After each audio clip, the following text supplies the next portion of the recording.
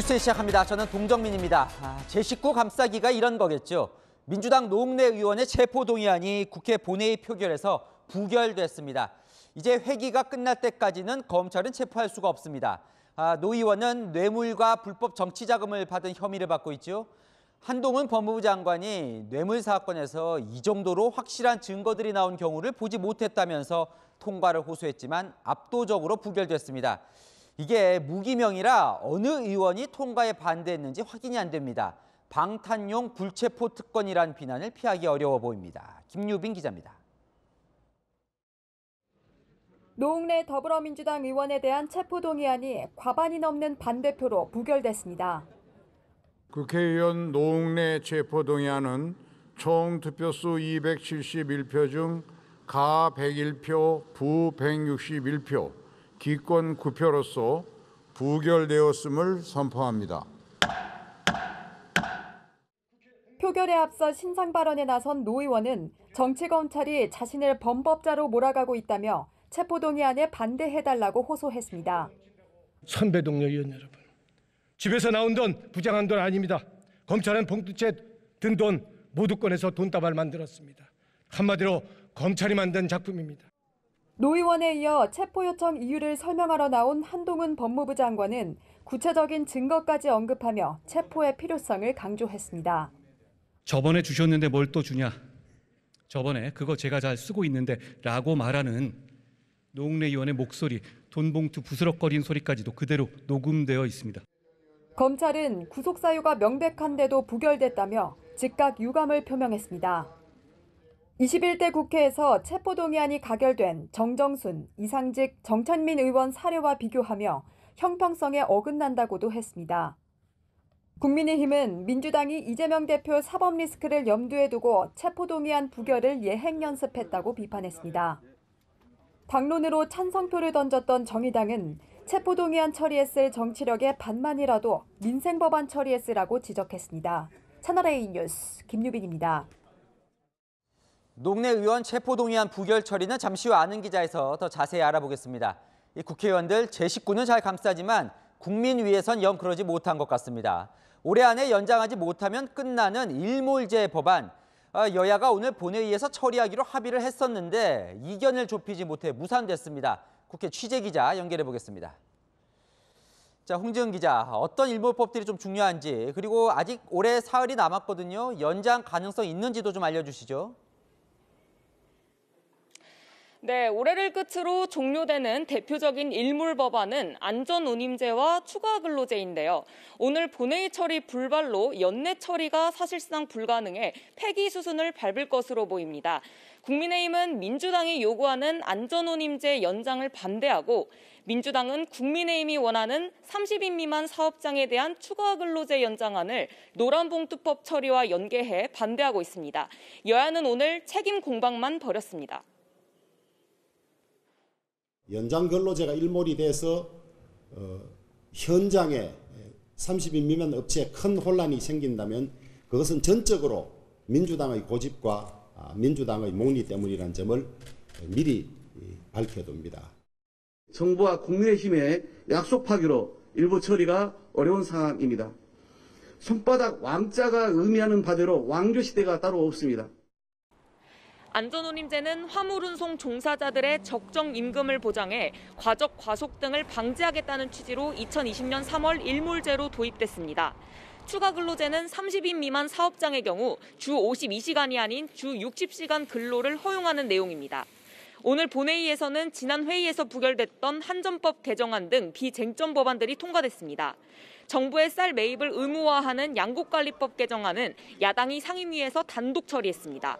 국회법에 따라 30일 이후에는 다수당인 민주당이 단독으로 본회의에서 처리할 수 있습니다. 여권은 대통령 거부권으로 방어하겠다는 방침입니다. 지금까지 국회에서 채널A 뉴스 홍지은입니다.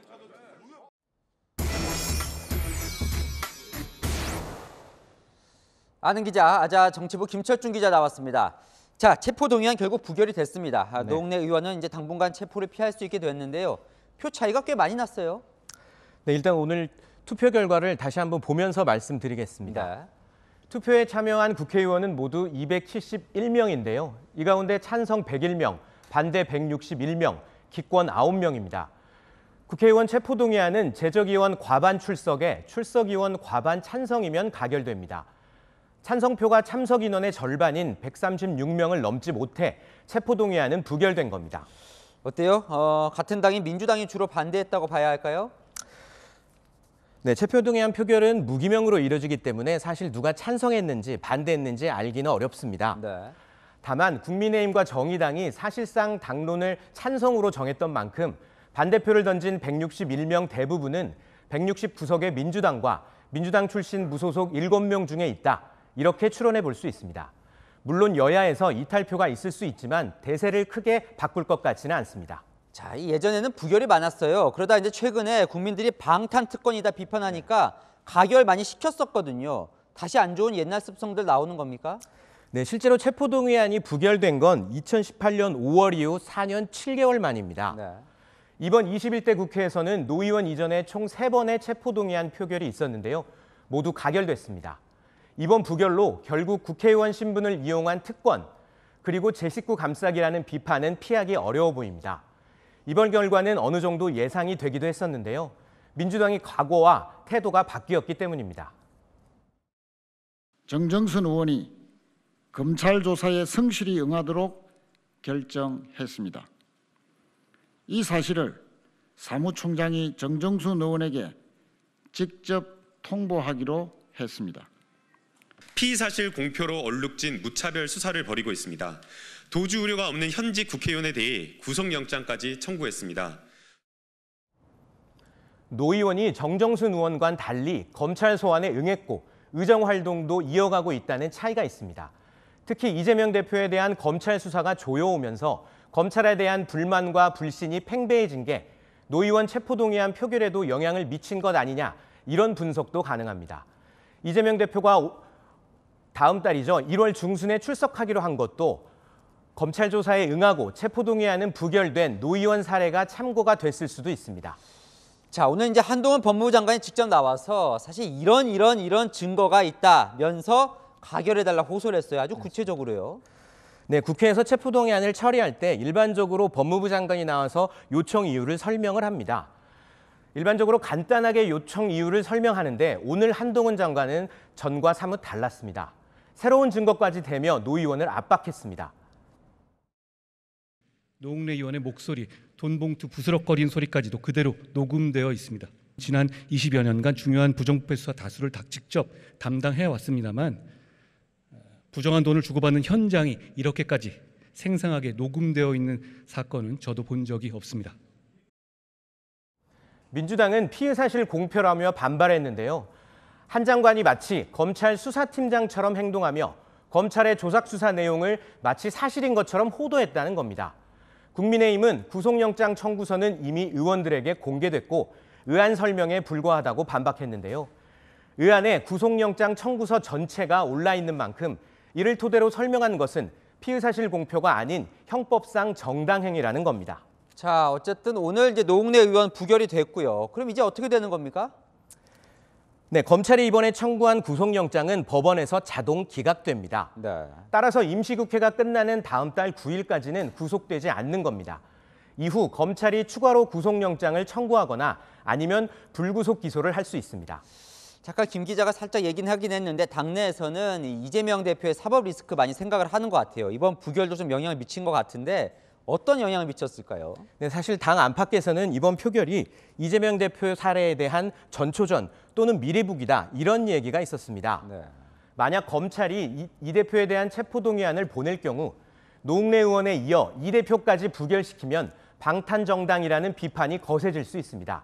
다만 이미 노 의원을 부결시킨 만큼 정치 탄압이자 제1야당 대표라는 이유로 부결을 정당화할 여지가 생긴 셈입니다. 민주당 내부에서는 다음 달 임시국회가 끝나면 이 대표에 대한 구속영장을 칠 수 있다는 얘기가 나오고 있는데요. 그러다 보니 1년 동안 하루도 빼놓지 않고 임시회를 계속 열면 검찰이 구속영장을 청구할 때마다 국회가 부결시킬 수 있다, 이런 얘기마저 나오고 있습니다. 임시회는 국회의원 4분의 1 이상이 요구하면 열어야 하고 3일 전에만 공고하면 되기 때문에 국회법상 불가능한 것도 아닙니다. 이 경우 사당화, 방탄정당이라는 비판이 있을 수 있겠죠. 결국 국민 여론이 누구의 손을 들어주느냐가 이 대표의 대응을 다르게 할 것으로 보입니다. 새해 초부터 치열하겠군요. 네, 아는 기자 김철준 기자였습니다.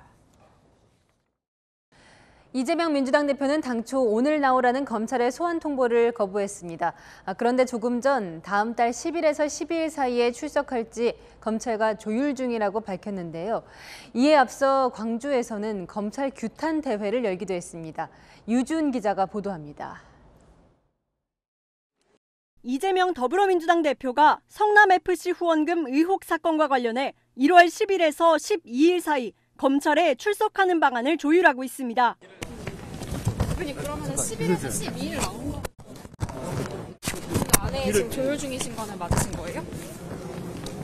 네, 제가 출석하기로 했으니까요. 그렇게 하시면 되겠습니다. 이 대표가 검찰 조사에 당당히 임하겠다면서 새 소환 일정을 검찰과 조율하겠다고 한 데 따른 것으로 보입니다. 앞서 이 대표는 광주를 찾아 검찰 규탄 연설회를 열었습니다. 지금 검찰 하나에 만드는 거 아닙니까, 여러분? 나만 살면 되고 너는 죽어라. 이런 사고로 세상을 어떻게 이끌어가겠습니까, 여러분? 이 대표는 호남 민생 투어를 이유로 오늘 검찰 소환에 불응했는데 예정에 없던 검찰 규탄 일정을 추가했습니다. 이재명을 죽인다고 그들의 무능과 무책임함이 가려지겠습니까, 여러분? 또 다른 이재명이 또 앞을 향해서 나아가지 않겠습니까, 여러분? 이 대표는 광주 시민들에게 함께 싸워줄 것을 호소하기도 했습니다. 그 많은 사람들의 피와 목숨으로 만들어졌던 민주주의가 무너지고 있습니다. 이제 우리가 다시 싸워야 할 때입니다. 어제 저녁 전남 무안에서 열린 국민보고회에서도 싸우자고 독려했습니다. 굴복하지 말고 싸웁시다. 싸워서 반드시 이깁시다, 여러분. 여러분을 믿습니다. 감사합니다. 이 자리에는 박찬대 최고위원이 지지자들에게 이 대표 수사 담당 검사들의 명단을 보고하는 시간도 있었습니다. 채널A 뉴스 유주은입니다. 드루킹 사건으로 복역 중이던 김경수 전 경남지사가 오늘 새벽 특사로 출소했습니다. 이재명 대표가 광주에 간 사이에 김 전 지사는 첫 공식 일정으로 김해 봉하마을을 찾았는데요. 친노와 친문계는 구심점이 생겼다는 기대 어린 분위기입니다. 우현기 기자입니다. 신년 특별사면으로 오늘 새벽 출소한 김경수 전 경남지사는 김해 봉하마을부터 찾았습니다. 김 전 지사는 방명록에 보고 싶습니다. 사랑합니다 대통령님이라고 적으며 노무현 전 대통령의 국민통합을 꺼내들었습니다. 근데 왜 노무현 대통령께서 그렇게까지 국민통합을 위해서 애를 쓰셨는지 지금 우리가 다시 좀 돌아봐야 되는 거 아닌가. 그렇게 애타게 갈망하셨던 국민통합이 꼭 이루어지는 그런 사회가 되었으면 좋겠다. 앞서 창원교도소 출소 직후에도 국민통합을 언급하며 윤석열 정부를 비판했습니다. 받고 싶지 않은 선물을 억지로 받게 된 셈입니다. 통합은 이런 방식으로 일방통행이나 우격다짐으로는 이루어지지 않는다는 것을 국민들께서 훨씬 더 잘 알고 계시리라고 생각합니다. 국민통합 언급을 통해 윤 정부의 정치 보복을 강조하려는 의도로 풀이됩니다. 김 전 지사는 복권 없이 사면돼 공직선거법상 2027년 12월까지는 선거에 출마할 수 없지만 친문 세력은 결집하는 분위기입니다. 출소 현장에는 문재인 청와대 출신인 임종석 전 비서실장과 김영배 의원, 친문계 김정호, 민홍철 의원 등이 함께했습니다. 당내에서는 김 전 지사가 구심점 역할을 할 거라는 기대도 나옵니다. 영남권 쪽에서 여전히 이제 상당한 그 지지를 받고 계시기 때문에 당의 중요한 인재로 쓰일 거고 당에서도 굉장히 중요한 역할을 하실 겁니다. 김 전 지사는 조만간 양산 평산마을을 찾아 문재인 전 대통령을 만날 계획입니다. 채널A 뉴스 우현기입니다. 우리 군이 그제 내려온 북한 무인기의 당일 침범 경로를 공개했습니다. 이 자유로를 따라서 서울로 진입해 이 서울 강북 지역을 훑고 돌아간 것으로 보이는데요. 야당은 대통령실이 있는 용산까지 왔었던 것 아니냐 이렇게 몰아세웠습니다. 김단비 기자입니다. 군 당국이 공개한 북한 무인기 이동 경로입니다. 이 경로대로라면 26일 오전 10시 25분 북한 무인기 한 대는 파주와 일산을 잇는 자유로를 따라 서울 은평구와 서대문구, 성북구, 중랑구까지 내려옵니다. 군 당국이 도봉구와 강북구 일대도 지났다고 발표한 만큼 사실상 강북 전역을 횡단한 셈입니다. 민주당은 군이 북한 무인기 경로를 축소 은폐하고 있다고 주장했습니다. 이 그림만 보면은 용산을 지나간 것 같아요. 이 그림에 이게 어디 수도권 북부로 지나간 겁니까 이게? 북쪽에서 용산에서 찍은 용산 사진을 내놓으면 어떻게 할 거예요? 지금 거짓말한 게 다 드러나는 거 아니에요? 용산까지는 오지 않았던 것은 저희들은 확신을 합니다. 국민의힘은 이번 사태가 문재인 정부에서 비롯됐다고 강조했습니다. 문재인 정부에서 이러한 드론의 출현에 의해 출현이 됐었는데 드론 대책을 문재인 정부에서 수립한 적이 있습니까 없습니까? 군 당국은 북한 무인기 사진에 대해 보안 검토를 거친 뒤 공개 여부를 결정하기로 했습니다. 채널A 뉴스 김담비입니다. 북한이 핵이 있다고 주저하지 말고 도발에는 확실하게 보복하라. 윤석열 대통령이 공개적으로 보복을 지시했습니다. 어제 무인기 격추 실패 보고를 받고는 격노하면서 국방부 장관을 질타했다고 하는데요. 자세한 내용은 김호영 기자가 보도합니다. 윤석열 대통령이 북한의 무인기 도발과 관련해 긴급회의를 열었습니다. 북한의 어떤 도발에도 확실하게 응징 보복하라. 북한에 핵이 있다 해서 두려워하거나 주저해선 안 될 것이라고 대통령은 강조했습니다.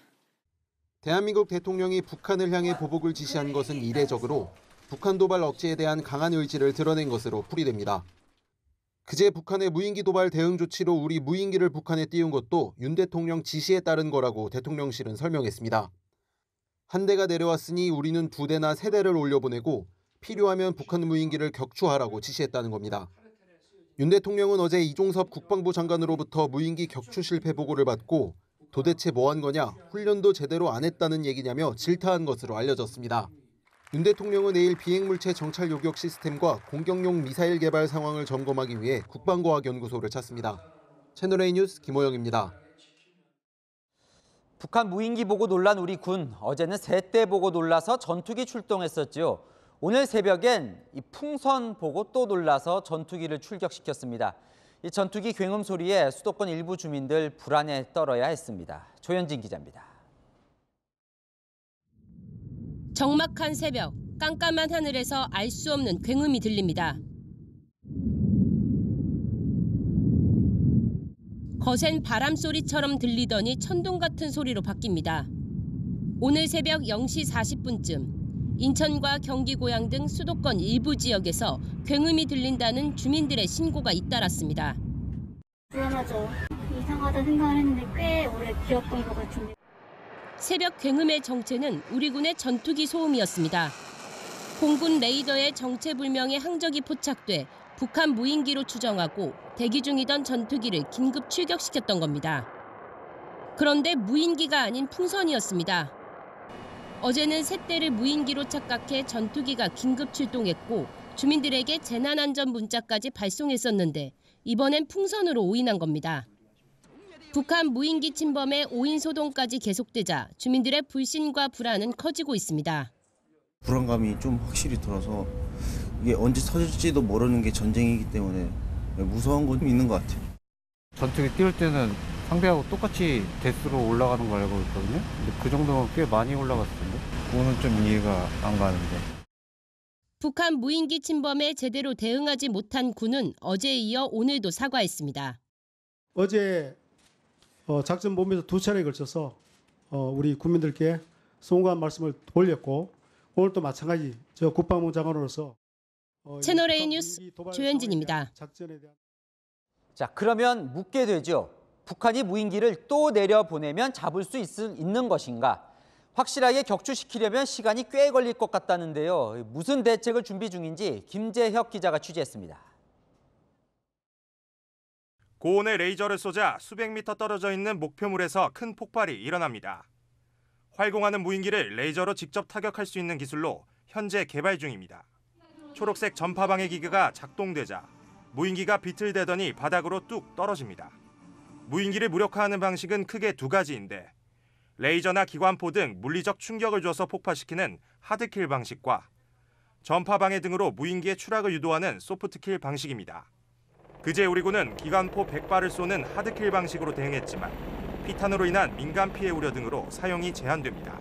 민간 피해가 우려되어서 사격하지 못했다고 한 부분은 이 수도권 쪽을 비행한 그 무인기를 말하는 것이고, 전문가들은 조종 주파수나 GPS 신호를 방해해 추락을 유도하는 이른바 재밍의 도입이 시급하다고 말합니다. 원거리에서부터 비행하는 소형 무인기를 확인해서 여러 대가 내려왔을 경우에 이탈시키고 통제하는 그런 수단이기 때문에 반드시 필요합니다. 이미 2014년 4월 북한 무인기 소동 때부터 거론된 방안들이지만 정부는 지난달에서야 한국형 제머 개발 사업을 채택했습니다. 244억 원이 투입되는데 앞으로 3년 뒤에야 그 결과물을 확인할 수 있습니다. 8년 전부터 북한 무인기 소동이 되풀이되는 데는 안일한 대처 속도도 한 원인이라는 지적이 나옵니다. 채널A 뉴스 김재혁입니다. 윤석열 정부가 독자적인 인도태평양 지역 전략을 오늘 공개했습니다. 그동안 무게추가 미국으로 쏠려 있다는 평가가 많았는데 중국을 협력 국가로 규정해 무게추를 맞췄다는 평가입니다. 이다희 기자입니다. 우리 정부가 처음 마련한 독자적인 지역 외교 전략은 중국 배제로 해석되지 않도록 거리를 뒀습니다. 인도태평양, 이른바 인태 전략은 미국과 일본 등 가치를 공유하는 국가들과 보조를 맞추면서도 특정국을 겨냥하지 않는 포용적인 구상으로 규정했습니다. 당초 미국과 일본 등 다른 나라들의 인태 전략이 중국 견제에 초점이 맞춰진 반면 우리 정부는 최대 교역 대상국인 중국을 배제한다는 것은 비현실적인 얘기라며 차별화를 꾀했습니다. 특정 국가를 배제하지 않고 우리 비전과 원칙에 부합하는 모든 국가와의 협력에 열려 있다는 것입니다. 그러나 대만 해협의 평화와 안정이 한반도 평화의 중요한 부분이고 남중국해의 항해와 비행 자유가 존중돼야 한다는 등 중국이 민감해야 할 내용도 포함됐습니다. 러시아의 무력 침공을 규탄하는 등의 법치주의와 인권 증진 협력 등 9가지 추진 과제가 제시된 이번 인태 전략은 북태평양, 동남아시아와 아세안, 인도양 연안의 아프리카 등까지 시야를 넓혀 전략적 협력을 강조했습니다. 채널A 뉴스 이다혜입니다. 생활비 문제로 다투다가 전 여자친구를 살해했다. 30대 이모 씨는 이렇게 진술한 것으로 전해집니다. 이 범행 뒤에는 자신이 살해한 그 여성의 신용카드를 쓰면서 생활한 것으로 보이는데요. 평소에도 수십만 원짜리 양주를 마시는 등 돈을 흥청망청 썼던 걸로 전해집니다. 전민영 기자의 단독 보도 이후 아는 기자 이어갑니다. 30대 이모 씨가 전 여자친구를 살해한 건 지난 8월 초입니다. 둔기로 숨지게 한 뒤 밤 12시에서 새벽 2시 사이 집 근처 공릉천에 시신을 유기했습니다. 채널A 취재 결과 이 씨는 생활비 때문에 다투다 살해했다며 우발적 범행이라고 진술한 걸로 확인됐습니다. 이 씨가 여성 명의의 아파트에서 함께 살기 시작한 건 지난 4월. 변변한 수입이 없이 여성에게 경제적으로 의존했던 걸로 알려졌습니다. 그런데도 한 병에 80만 원에서 100만 원에 이르는 고가의 양주를 사서 마시는 등 과도한 지출을 이어갔습니다. 결국 돈 문제로 다투는 상황이 이르자 여성을 살해한 겁니다. 그냥 궁금해요. 에레베이터에서 몇 번 탔어요. 걔 산책시키고 그런 것 같은데? 범행 후에는 하던 일마저 그만두고 여성의 신용카드를 쓰며 생활해온 걸로 경찰은 보고 있습니다. 이 씨는 경찰 조사에서 신용카드로 2천만 원을 썼다고 진술했습니다. 하지만 여성의 아파트에는 3개의 카드사로부터 1억 원가량의 가압류가 걸려 있습니다. 경찰은 이 씨가 범행 전후로 더 많은 금액을 사용했을 걸로 보고 통신과 금융계좌 압수수색 영장을 받아 조사에 나설 예정입니다. 한편 경찰은 여성 시신을 찾기 위해 공릉천 일대 수중과 수변을 수색해왔지만 오늘부터 도보 수색은 중단하기로 했습니다. 유실지뢰가 있을 수 있다는 군 당국의 통보에 따라 헬기와 드론 수색만 이어가기로 했습니다. 채널A 뉴스 전민영입니다.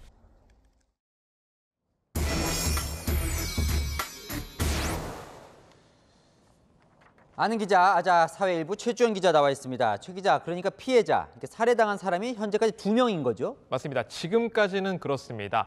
이 30대 남성 이모 씨의 전 여자친구 그리고 택시기사 이렇게 두 사람인데 두 범행 자체는 4개월 간격을 두고 발생했습니다.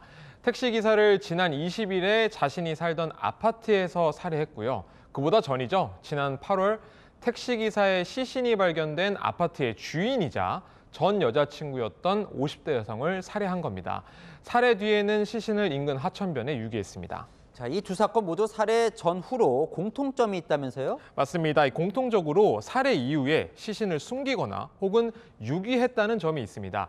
이 택시기사의 시신은 범행 닷새 뒤죠. 전 여자친구 집 옷장에서 발견이 됐고요. 전 여자친구의 시신은 하천변에 버렸다라고 진술하고 있는데 앞서 리포트에서 보신 것처럼 아직 찾지는 못했습니다. 또 다른 공통점이 있는데요. 피해자의 신용카드를 사용했다는 점입니다. 이 씨는 전 여자친구 명의의 신분증과 또 휴대전화 신용카드를 이용했습니다. 자신이 썼다고 진술한 금액만 2천만 원이 넘는 걸로 보여지고 있는데요. 하지만 전 여자친구 아파트에 카드사 3곳이 1억 원 상당의 가압류를 해놓은 상황을 고려했었을 때 이 씨가 쓴 돈은 그보다 훨씬 많을 가능성도 제기가 되고 있는 상황입니다. 마찬가지로 택시기사를 살해한 뒤에도 이 택시기사의 신용카드를 사용하거나 신분증 등을 이용해서 3천만 원 넘게 대출을 받기도 했습니다. 그러니까 살해한 뒤에 그 사람 카드를 또 썼다는 건데 어디에 썼는지도 나오나요? 제가 취재를 해봤는데 경찰이 어제 이 금융계좌 압수수색 영장을 신청했다고 하거든요. 결국에는 이 돈의 사용처를 따져보려는 것으로 보입니다. 오늘 구속된 이 씨는 특별한 고정수익이 없는 것으로 알려지고 있는데 하지만 앞서 리포트에서 보신 것처럼 이 피해자들 돈을 이용해서 100만 원을 호가하는 양주를 사 마시는 등 사치스러운 생활을 이어온 정황도 드러나고 있습니다. 심지어 이 택시기사의 카드를 이용해 지금 만나고 있는 여자친구에게 선물을 사준 정황도 드러나고 있습니다. 자, 그 지금 만나고 있는 여자친구가 택시기사의 시신을 발견한 거잖아요, 처음에. 맞습니다. 많이 놀랐을 것 같은데요. 맞습니다. 네. 앞서 설명을 드린 대로 이 택시기사의 신분증과 신용카드를 훔쳐서 대출까지 받는 이 범행 단 5일 안에 이루어졌거든요. 경찰 신고는 25일 크리스마스 새벽에 택시기사의 가족들이 집에 오지 않는다. 메시지 어투가 조금 택시기사 같지 않다라고 먼저 했었습니다. 얼마 지나서 이 씨의 현재 여자친구가 남자친구 옷장에 죽은 사람이 있는 것 같다라는 신고도 이어졌거든요.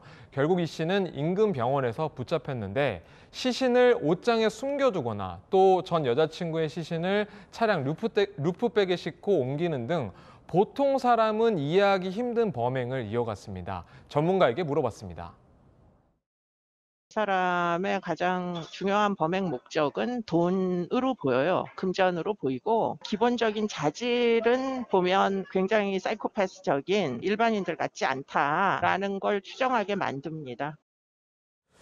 저렇다면 또 추가 피해자는 혹시 없을까도 걱정이 되는데 그것도 알려주시고 또 이 정도면 신상 공개해야 하는 거 아닙니까? 사실 피해자 부분 말씀하셨는데 아직은요 속단하기 어려운 상황이고요.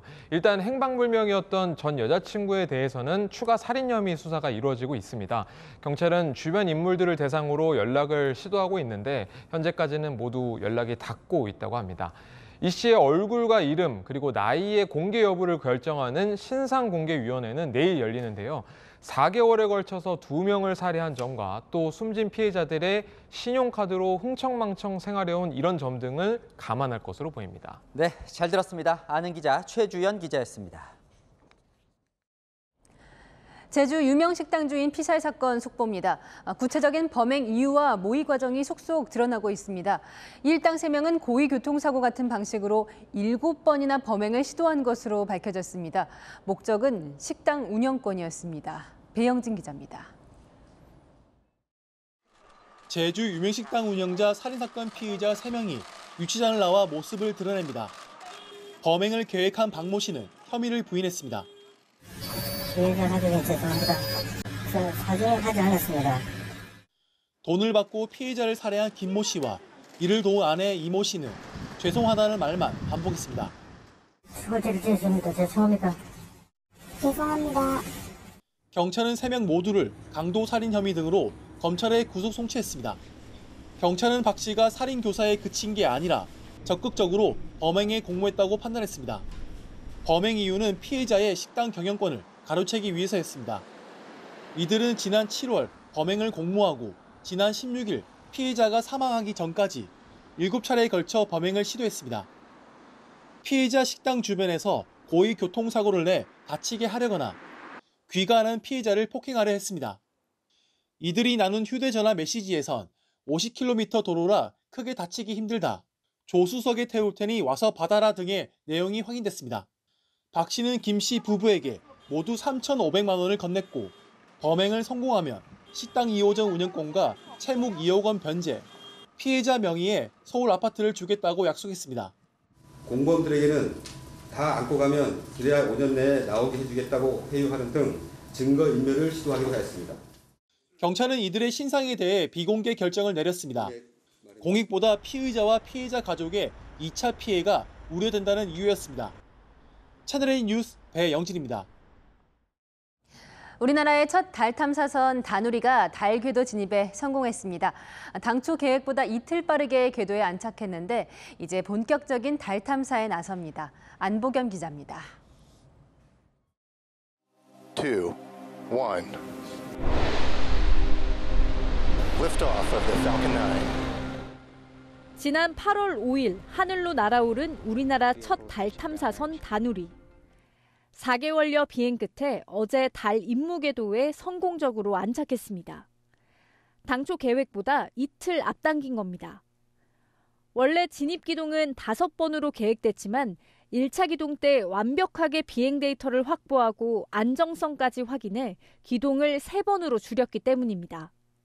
당초에 예정되어 했던 그런 궤도 수정을 위한 기동들이 생략이 되어 있어서 당초보다는 임무 기간이 좀 연장될 가능성도 있을 것 같은데 다누리는 현재 달 상공 100km 주변을 2시간 주기로 돌고 있는 상태. 다누리는 내년 1월 시험 운전을 거친 뒤 2월부터는 본격적인 달 탐사에 나섭니다. 1년 동안 매일 12바퀴씩 달 주위를 돌며 데이터를 보내오는 겁니다. 이를 통해 2032년으로 계획된 우리나라 달 착륙선의 착륙 장소 찾기에 나섭니다. 달 표면에 물, 산소 등 자원을 탐색하고 미국의 달 남극 유인 착륙 후보지를 찾는 것도 주요 임무입니다. 달의 북극과 남극을 통과하는 원궤도를 그리며 광시야 평광 카메라로 달 뒷면을 포함한 지도 제작에도 나섭니다. 이로써 우리나라는 미국과 러시아, 일본, 유럽, 중국, 인도 등에 이어 세계 7번째 달 탐사국이 됐습니다. 채널A 뉴스 안보겸입니다. 지난달 화물연대 총파업 당시 경찰청장이 방문한 인천 신항 주변 도로에 쇠못 700여 개를 뿌렸던 화물차 기사가 한 달 만에 붙잡혔습니다. 이 기사는 자신이 화물연대 조합원이라고 밝혔습니다. 신선미 기자입니다. 도로 위에 9cm 길이의 못이 여러 개 흩어져 있습니다. 인천 신항 해안도로 2km 구간에서 못 700여 개가 발견된 건 지난달 30일 오전. 화물연대 총파업이 한창이던 시기로 인천 신항 일대에서도 관련 선전전이 진행되고 있었습니다. 공교롭게도 윤희근 경찰청장이 점검차 현장을 방문한 날이기도 했습니다. 비조합원들에 대한 보복 폭행, 운송 방해 등 이런 불법에 대해서는 예외 없이 엄정하게 처벌한다는 의지를 보여주기 위해서 나왔습니다. 수사 전담팀을 꾸린 경찰은 CCTV 분석과 탐문 수사 등을 통해 어젯밤 10시쯤 자택에서 50대 화물차 기사를 검거했습니다. 쇠못을 뿌려 당시 현장을 오간 차량 5대의 바퀴를 훼손해 특수 재물 손괴 혐의를 받고 있습니다. 긴급 체포된 50대 남성인 화물트럭 기사는 경찰에 자신을 화물연대 소속 노조원이라고 인정했습니다. 경찰은 쇠못을 구입한 경로와 범행 동기 등에 대해 조사하고 있습니다. 탐문하고 CCTV 분석하고 해갖고 어느 정도 해놨으니까요. 이게 구체적으로 조사를 해서 혐의를 명확하게 확인해야죠. 경찰은 조사를 마치는 대로 구속영장 신청 여부를 검토할 방침입니다. 채널A 뉴스 신선미입니다. 정부는 무법지대 건설 현장부터 바로 세우겠다고 벼르고 있는데요. 공정위가 처음으로 민주노총 건설노조에 갑질해 과징금 1억 철퇴를 내렸습니다. 건설 현장에서 자기 노조 측 사람을 쓰라며 압력을 행사했다는 이유 때문입니다. 박지혜 기자입니다. 지난 2019년 강남 재개발 공사 현장에서 고성과 함께 몸싸움이 벌어집니다. 공사장 타워 크레인 기사를 자기 노조원으로 쓰라며 민노총 건설 노조가 밀고 들어온 겁니다. 이처럼 건설 현장에서 채용 강요, 금품 강요, 업무 방해가 비일비재한데 정부 여당은 노조의 이런 행태를 완전히 뿌리 뽑을 계획입니다. 이 건설 현장이 또 하나의 대표적인 무법지대가 됐고 이제는 더 이상 현장에서 알아서 해결하라 또는 좋은 게 좋은 거다 이렇게 해서는 안 된다고 생각합니다. 먼저 공정거래위원회부터 칼을 빼들었습니다. 민노총 건설노조 부산지부에 과징금 1억 원을 부과하고 시정명령을 내린 겁니다. 2년 전 부산 송도와 서대신동 아파트 공사 현장에서 한노총 소속 크레인 기사 사용에 반발해 레미콘 등 건설기계 운행을 멈추고 업무를 방해한 혐의입니다. 노동조합에 따른 정당한 행위가 아니라 경쟁사업자단체 소속 사업자를 배제하기 위해 건설사에 압력을 행사하였으므로 사업자단체 금지 행위에 해당됩니다.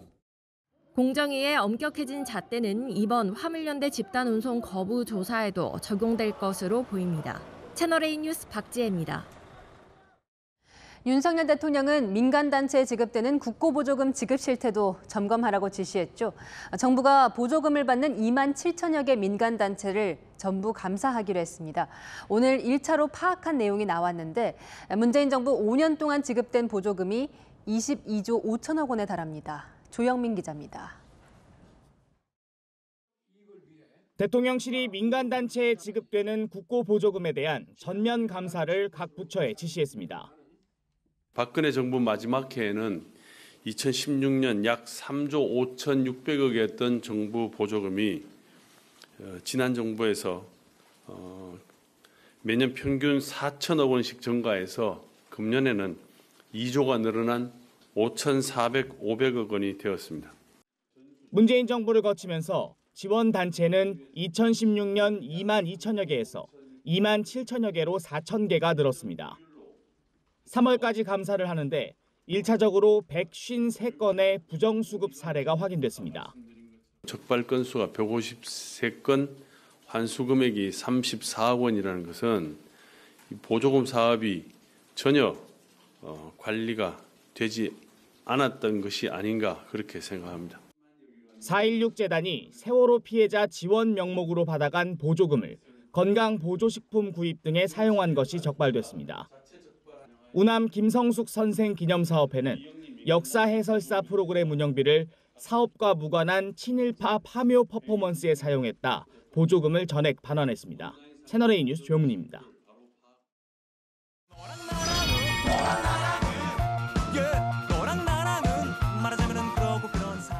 야랑 정치부 정한희 기자와 함께합니다. 첫 번째 주제 보겠습니다. 자, 대통령도 보이고 야당 의원도 보이고요. 이번에도 뭘까요? 이번에도 술이 등장했습니다.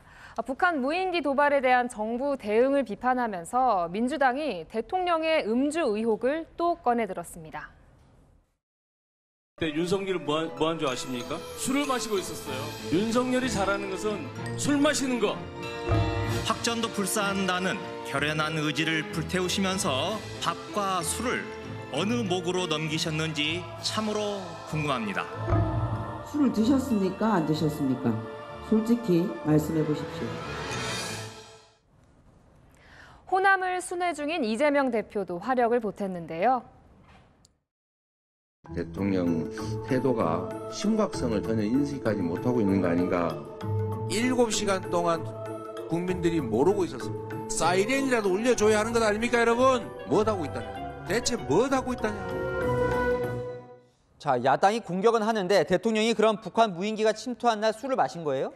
그날 대통령이 4대 지방협의체 회장단과 비공개 만찬을 가졌는데요. 그때 술을 마신 것 아니냐는 의혹을 제기한 겁니다.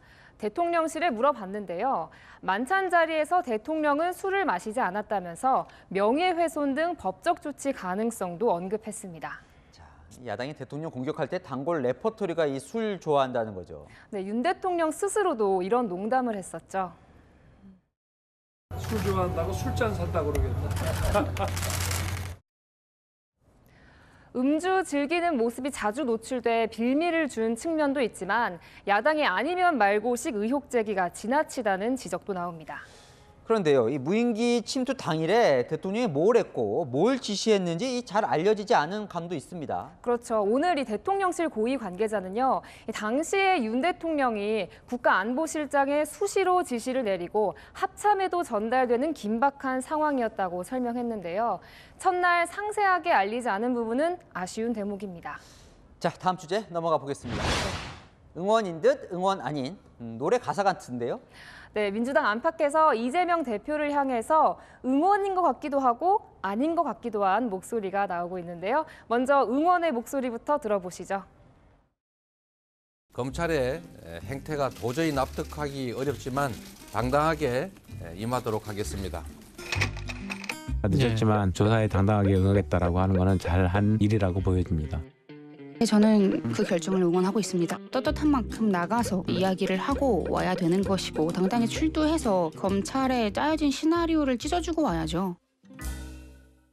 그러니까 검찰 조사에 응하겠다는 말을 응원을 한 건데요. 네. 응원이 아닌 것 같다는 건 왜입니까, 그럼? 그러니까 응원한다면서도 이 사법 리스크에 대해서는 선을 긋는 듯 하거든요. 총선을 앞두고 대통령마저도 탈당 있었잖아요. 윤석열 정부가 저렇게 못하는데도 불구하고 민주당 지지도는 국민의힘 지지도한테 쫓아가지를 못하고 있다. 그 원인이 이재명 대표의 사법 리스크 때문이다라고 만약에 판단이 쓴다면 그런 요구도 충분히 가능해 보이죠. 이재명 당대표가 아무리 이제 당대표라고 해도 그 대표에 대한 이제 대응을 같이 하는 순간 민생은 다 실종되어 버리고 맙니다. 그렇게 되면 안 되는 거죠, 정치가. 오늘이 원래 이재명 대표 검찰 소환일이었죠. 이 대표는 다음 달 10일에서 12일 사이에 검찰에 출석할 걸로 보이는데요. 당당하게 임하겠다는 약속 앞에 당당할 수 있길 바랍니다. 네, 지금까지 여랑야랑이었습니다. 이 대체 빌라왕이 대한민국에 몇 명일까요? 이 400채 넘는 빌라를 가진 30대 빌라왕이 이번에 구속됐습니다.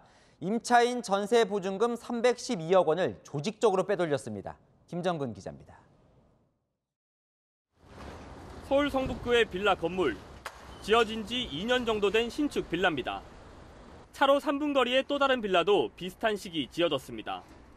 임대사업자 31살 이모 씨는 두 빌라에서만 22세대를 사들였습니다. 이 씨의 매입 수법은 속칭 동시진행 방식. 전세 계약이 논의되거나 진행 중인 빌라가 표적이 됐습니다. 세입자로부터 전세 보증금을 받는 즉시 매매 대금을 치러 소유권을 확보한 겁니다. 보증금이 매매가보다 높거나 비슷해 자본금 한 푼 없이 매매가 가능했습니다. 이 씨는 지난 2018년 사업체를 설립한 뒤 최근까지 중소형 신축 빌라 413채를 매입했습니다. 하지만 전세 계약이 만료된 세입자들에게 보증금을 돌려주지 못하면서 피해가 속출했습니다. 경찰이 파악한 피해자는 118명, 피해액은 312억 원에 이릅니다. 5월 달에 이제 전세 계약 끝났는데 전세 보증금은 아직까지는 한 푼도 못 받았고 국내로 넘겨서 제 돈 찾아가는 수밖에는 없어요. 다른 방법은 없네요. 이 씨의 체납세금도 72억 원이나 됩니다. 종부세가 너무 많이 나와서 종부세를 못 냈다. 그래서 주택 압류가 들어올 예정이니 빨리 집을 팔아서 보증금을 돌려주겠다. 경찰은 빌라 413대를 전부 깡통 전세로 보고 이 씨를 사기 혐의로 구속했습니다. 채널A 뉴스 김정근입니다. 우리가 살면서 암에 걸릴 확률 얼마나 될까요? 보건당국의 암 통계에 따르면 37%나 됩니다. 거의 10명 중 4명에 가까운 것이죠. 남성은 폐암, 여성은 유방암이 가장 많았습니다. 장하얀 기자가 자세히 설명합니다. 코로나19 발생 첫 해인 2020년 국가 암 등록 통계를 보면 우리가 기대 수명인 83.5세까지 산다면 암에 걸릴 확률은 36.9%입니다. 남성은 5명 중 2명꼴로, 여성은 3명 중 1명꼴로 암에 걸리는 걸로 조사됐습니다.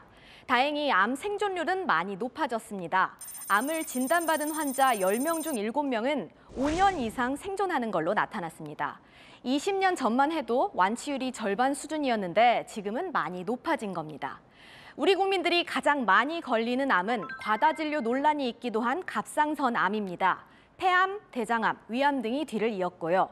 1999년 이후 20년 동안 1위 자리를 지켰던 위암은 2019년 1위 자리를 내준 뒤 2020년엔 한 단계 더 하락했습니다. 흡연과 음주자가 많은 남성은 폐암, 위암, 전립선암, 대장암 순으로 많았고 여성은 유방암, 갑상선암, 대장암, 폐암 순으로 환자가 많았습니다. 2020년 암 진단을 받은 사람은 24만 7천여 명입니다. 매년 늘어나던 신규 암 환자 수가 전년보다 10,000명 가까이 줄었습니다. 코로나19 유행과 사회적 거리 두기로 병원을 안 가고 검진도 덜 받은 게 원인입니다. 암 검진이 되었어야 될 사람들이 발견이 안 되었다고 볼 수 있는 거죠. 진행된 상태로 발견되지 않을까 하는 게 지금 가장 큰 우려라고 할 수 있습니다. 방역당국은 암 검진을 미뤘다면 빨리 검진을 받을 것을 권했습니다. 채널A 뉴스 장하얀입니다.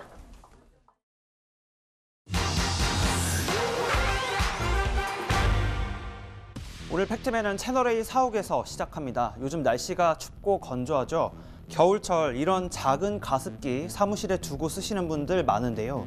이렇게 작은 가습기도 과연 효과가 있는지, 어떻게 써야 건강을 해치지 않는지 스튜디오에서 알아봅니다. 텀블러 크기의 소형 가습기, 분무량이 1시간에 100ml인데요. 가습 효과를 보려면 공간의 넓이는 어느 정도가 적당할까요? 가습기 성능평가 시험서에 따르면 약 7제곱미터, 고시원 방 1칸 정도에서 쓰기 적합한 수준입니다. 넓은 공간이 트여있는 사무실에선 큰 효과 없다는 거겠죠. 예를 들어 330제곱미터 넓이의 사무실에서 가습 효과를 내려면 전기밥솥 크기의 일반 가습기 10대를 가동해야 합니다. 그렇다 보니 소형 가습기를 얼굴 가까이에 두고 쓰시는 분들도 있는데요. 제조사에선 가습기와 사람의 거리 1m에서 2m 정도 떨어뜨려야 한다고 권장합니다. 기관지 천식이나 다른 질병들을 갖고 있는 경우 오히려 차가운 물방울이 자극이 돼서 기침이 더 악화될 수도 있기 때문에 막바로 흡입하시는 것보다는 주변으로 틀어주시는 게 더 안전하고. 연구에 따르면 초음파식 가습기는 중금속을 포함한 물속 불순물이 아주 작은 입자로 공기 중에 발산된다고 하고요. 가습기를 청소하지 않고 이틀만 써도 박테리아가 검출된다는 연구도 있습니다. 이런 건강 문제 때문에 빨래나 식물을 자연 가습기로 사용하는 분들도 많은데요. 빨래는 금방 말라 효과가 짧고 수분과 함께 먼지나 섬유 유연제 성분이 증발할 수 있습니다. 행운목이나 홍콩야자, 장미어브 같은 식물은 비교적 꾸준한 가습 효과를 내는데요. 심리적 안정감까지 주는 식물을 곁에 두는 건 어떠신가요? 팩트맨이었습니다. 오후 들어 바람이 부쩍 차가워졌습니다. 북쪽에서 찬 공기가 유입되면서 미세먼지는 해소됐지만 중부 곳곳으로는 한파특보가 발효 중인데요. 중부 내륙은 내일 아침 기온이 영하 10도 안팎까지 떨어지겠고요. 찬바람의 체감 추위는 더 심하겠습니다. 당분간 세미탄파가 기승을 부리겠습니다. 따뜻한 옷차림으로 건강관리 잘 해주셔야겠습니다. 내일 새벽부터 아침 사이 서해안을 중심으로 1cm의 눈이 살짝 내릴 텐데요. 도로에 살얼음과 빙판길이 생길 수 있어서 각별히 주의하셔야겠습니다. 한편 동해안으로는 수일제 건조특보가 발효 중입니다. 내일 서울의 아침 기온은 영하 8도, 대전은 영하 6도로 출발하겠고요. 한낮에는 서울 영하 1도, 전주는 3도가 예상됩니다. 새해 첫날에는 추위가 반짝 누그러질 텐데요. 하늘이 맑아 대부분 지역에서 일출을 보실 수 있겠습니다. 날씨였습니다. 국회의원 불체포 특권 필요할 때도 있었죠. 독재 정권 시절에 권력자가 뜻에 반하는 의원들 탄압할 때는요. 헌법이 보호를 한 겁니다. 그런데 민주화 이후에 점점 의원들 비리, 부패, 방탄용으로 변질이 됐습니다. 오늘 체포동의안 올라온 노웅래 의원, 이 독재나 탄압과는 거리가 먼 부패 비리 혐의인데 무려 161명 의원이 체포하지 마라 검찰을 막아세웠습니다. 본인 이름 드러나게 기명투표로 바꾸면 국민 눈치라도 볼까요? 마침표 찍겠습니다. 특권의 횡포 뉴스에 마칩니다. 감사합니다.